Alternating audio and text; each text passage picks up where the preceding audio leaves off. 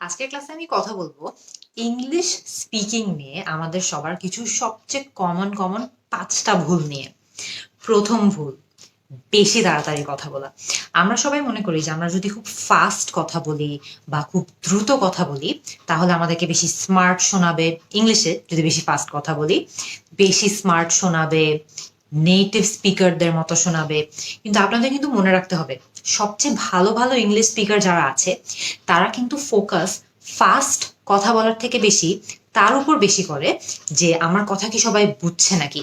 তাদের মেইন গোল হচ্ছে যে তারা যেটা বলছে সেটা যাতে মানুষজন বুঝতে পারে। তাদের গোল কিন্তু এটা কখনো হয় না যে আমি খুব ফাস্ট কথা বলবো, খুব দ্রুত কথা বলবো। কারণ খুব ফাস্ট কথা বললেই যে আমি নেটিভ স্পিকারের মতো হয়ে যাব বা খুব ফাস্ট কথা বললেই যে সবাই আমাকে খুব স্মার্ট একজন ইংলিশ স্পিকার মনে করবে, এটা কিন্তু আসলে সত্যি না। মূল কথা হচ্ছে আমাদের কথা যাতে সবাই বুঝতে পারে বা সবাই যাতে বুঝে, এটাই কিন্তু আমাদের উদ্দেশ্য হওয়া উচিত যখন আমরা ইংলিশ স্পিকিং এর উপর ফোকাস করতে চাচ্ছি বা ইংলিশে কথা বলতে চাচ্ছি। ফোকাস শুড বি যে আমাদের কথা যাতে মানুষজন বুঝতে পারে। ফিলার শব্দ বেশি ব্যবহার করা, এটাও কিন্তু একটা খুবই বড় ভুল। আমরা হঠাৎ হঠাৎ কিন্তু ফিলার শব্দ যেমন ইউ নো, লাইক, এগুলো হঠাৎ হঠাৎ কিন্তু আমরা ব্যবহার করতে পারি। কারণ হঠাৎ হঠাৎ ব্যবহার করলে এটা কিন্তু আসলে ন্যাচারাল শোনায়।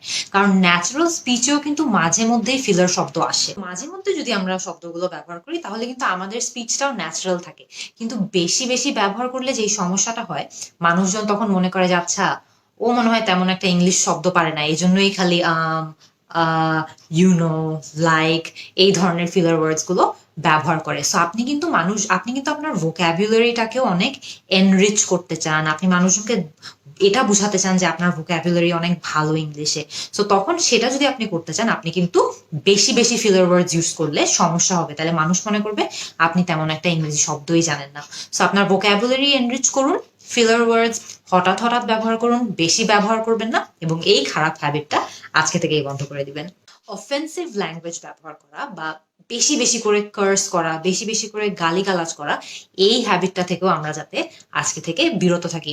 আপত্তিকর ভাষা ব্যবহার করা বা অতিরিক্ত এবং অনুপযুক্ত সময় আমরা যদি বেশি বেশি করে খারাপ শব্দ ব্যবহার করি তাহলে কিন্তু আমাদেরই ল্যাঙ্গুয়েজটা বা আমাদেরই স্পোকেন ইংলিশটা খুবই আনপ্রফেশনাল লাগবে। সো আমরা যাতে আজকে থেকেই এই যে বেশি বেশি কার্স করা বা বেশি বেশি খারাপ শব্দ ব্যবহার করা, এই হ্যাবিটটা থেকে বিরত থাকি। আপনারা কি কিছুই বুঝতে পেরেছেন আমি কি বলেছি? না, কারণ আমি মাম্বল করছিলাম। যখন আপনারা ইংরেজিতে কথা বলবেন বা স্পোকেন ইংলিশ প্র্যাকটিস করবেন, সব সময় চেষ্টা করবেন যাতে আপনারা খুবই স্পষ্টভাবে কথা বলেন, যাতে আপনি যেটা বলছেন সেটা যাতে অন্য পাশের মানুষজন বুঝতে পারে। আমার মতো মাম্বল করবেন না, স্পষ্ট কথা বলবেন, লাউডলি কথা বলবেন, ক্লিয়ারলি কথা বলবেন, কিন্তু বেশি লাউডলি আবার কথা বলবেন না। এটাই আপনার উদ্দেশ্য হবে যে আপনি যেটা বলছেন সেটা যাতে মানুষজন বুঝতে পারে। সো আপনি যদি এরকম করে কথা বলেন তাহলে কিন্তু মানুষজন বুঝতে পারবে না। বি ক্লিয়ার, যেটা বলছেন সেটা স্পষ্ট করে বলবেন।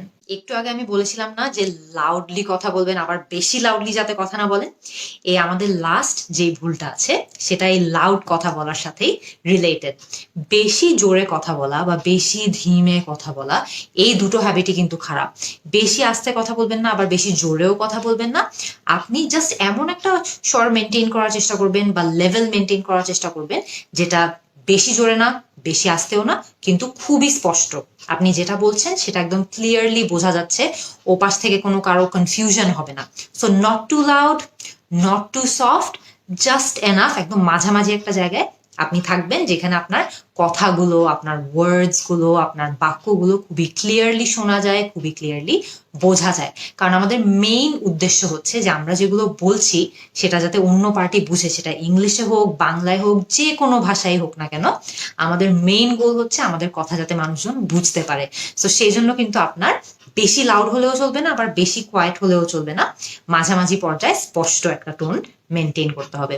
তো আজকে কিন্তু আমরা খুব ইজি একটা ক্লাসের মাধ্যমে দেখলাম যে আমাদের সবচেয়ে কমন 5টা ভুল যেটা স্পোকেন ইংলিশের সময় আমরা করে থাকি, সেই ভুলগুলো কি কি, এর বাইরেও কিন্তু আমরা রেগুলারলি অনেকগুলো ভুল করে থাকি। আপনারা আমাকে কমেন্ট সেকশনে জানান যে আর কি কি কমন ভুল আপনারা করেন যখন আপনারা ইংরেজিতে কথা বলেন। আমি আপনাদের সবার ভুল সম্পর্কে জানার অপেক্ষায় তো থাকবোই, কিন্তু আমি আরো অপেক্ষায় থাকবো যে কিভাবে আমরা সবাই মিলে এই ভুলগুলোকে খুবই ফাস্ট ঠিক করে ফেলতে পারি বা ফিক্স করে ফেলতে পারি।